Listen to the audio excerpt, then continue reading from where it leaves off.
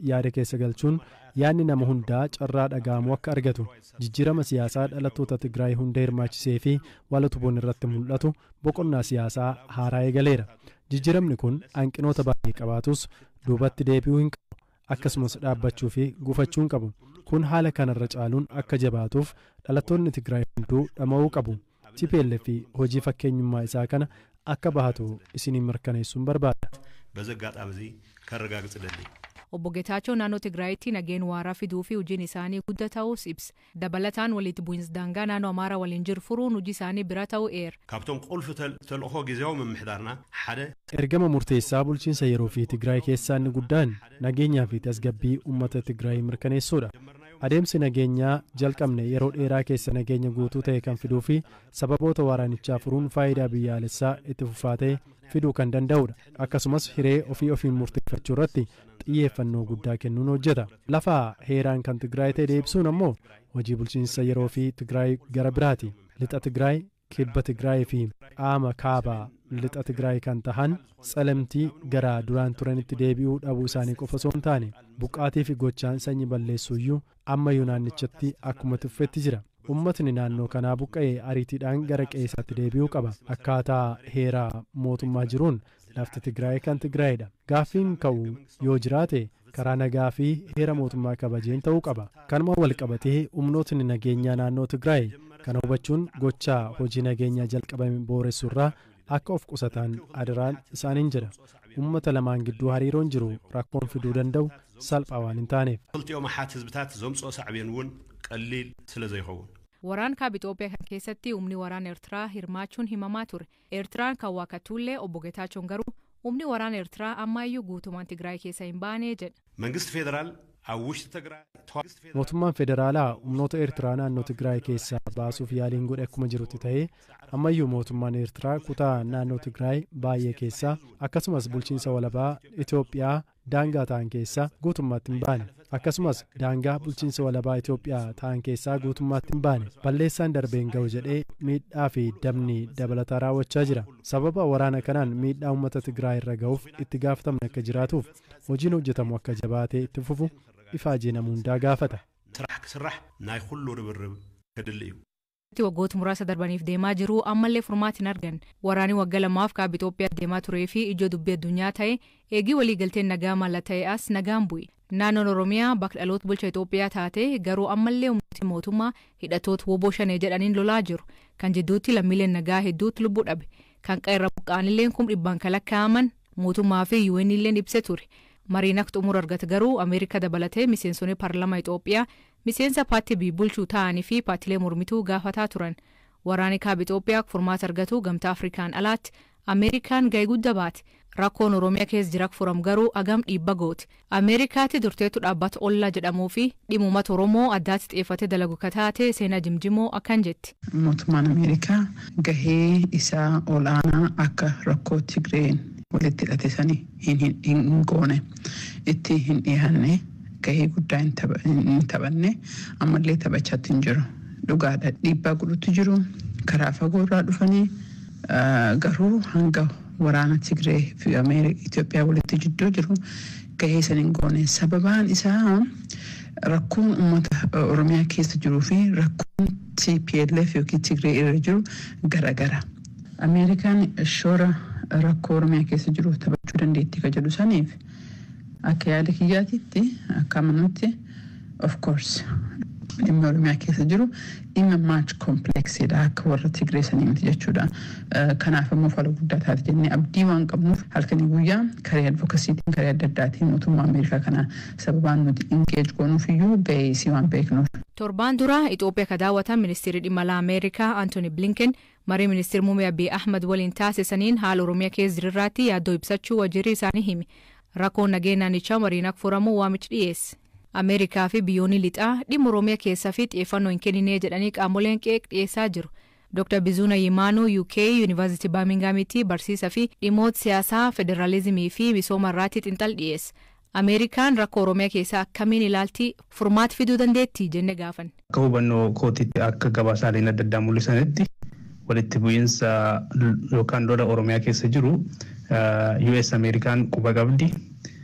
walitti bu'iinsi sun yaaddoo nageenyaa cimaa kan Oromiyaa keessa yookaan Itoophiyaa keessa qofa osoo hin taane gaanfa Afrikaatti illee balaa guddaa geessisuu akka danda'u hubannoo ni qabdi. Haa ta'u malee hagam dhiibbaa gootee yookaan lolli sun atattamaan akka goolabamu dhiibbaa akkamii gootee kan jedhu nama shakkisiisa. Haa ta'u malee walitti bu'iinsi sun karaa nagaan akka furamu fedhii ni qabdi, hubannoos ni qabdi, in hordoftis jedheen yaada. Walitti bu'iinsa Oromiyaa yoo fudhanne akkuma waliigalaatti tasgabbii dhabuun Itoophiyaa jaran yaaddeessaa Ameerikaanis karaa adda addaatiin dhiibbaa garaagaraa gochaa turte.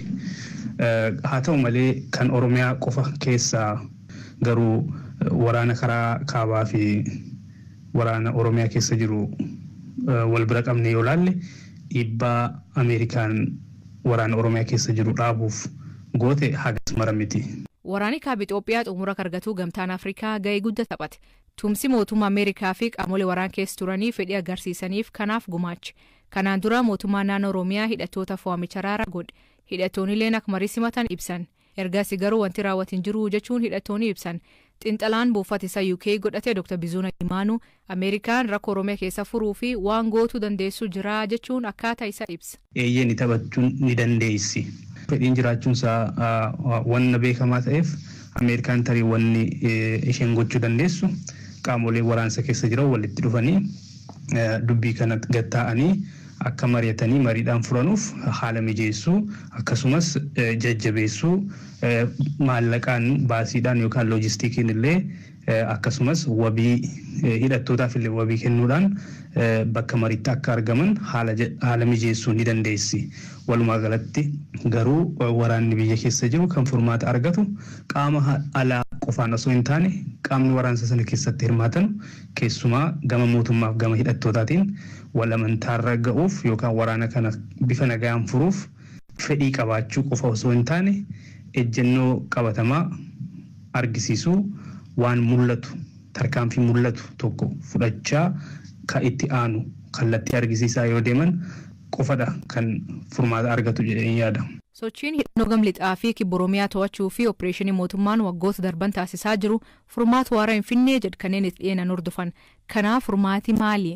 Eenyutu maal gochuu qabaa? Dr. Bizuuna Imaanuu deebii qaba. Walumaa galatti furmaanni waaraa walitti bu'iinsa Oromiyaa keessa jiru kan argamuu danda'u mariif ilaa filaameedhaan gatta'anii mari'atanii rakkoo jiru yookaan gaaffii jiru deebisuu yookaan waliin deebisuuf waliin hojjechuuf waliigalteerra yoo ga'ame qofa.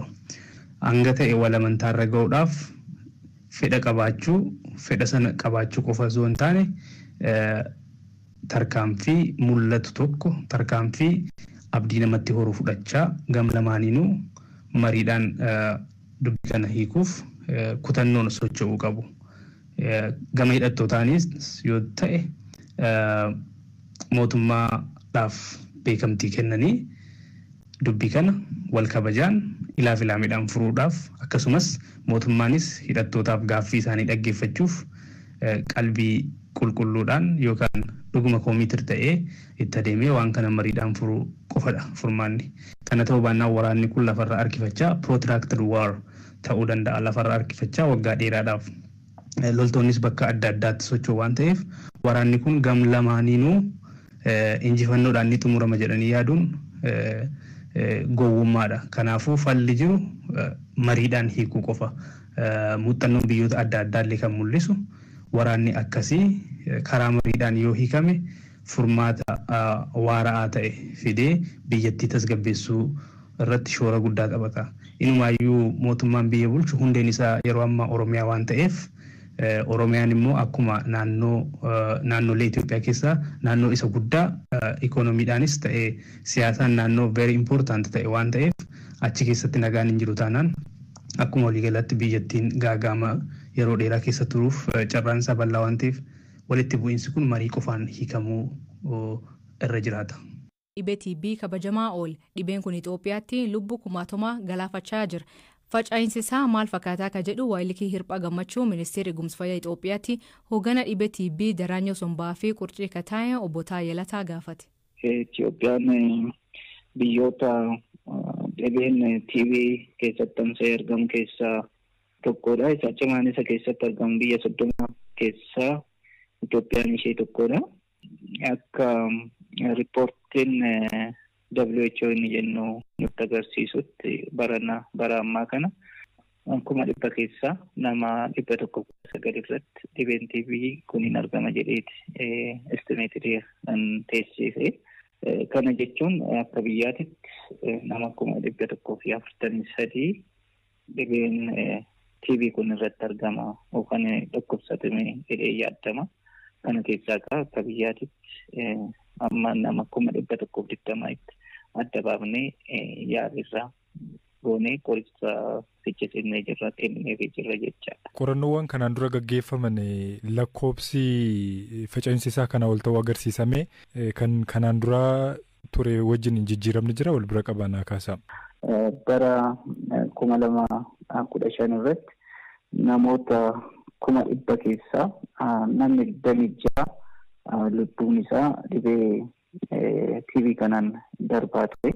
2022 irratti yoo ilaalle nama 100 keessaa nama 16tu dhibee kanaan lubbuu isaanii darbaa jechaadha. Kana olaallefa parsentii 20 dhibee faca'isa kana hir'isuun nurra jira. Bara 2020tti jedhamee hantaa'e ture. Itoophiyaan isa irraan geessee jirti. Hundumtuu daa'imas ta'ee jabaas ta'ee maanguddoos ta'ee dhibee kanaan qabamuu danda'udha. Yoo lakkoofsa ilaalle gara parsentii 44 dubartoota yoo ta'an kan parsentii 56 ta'an immoo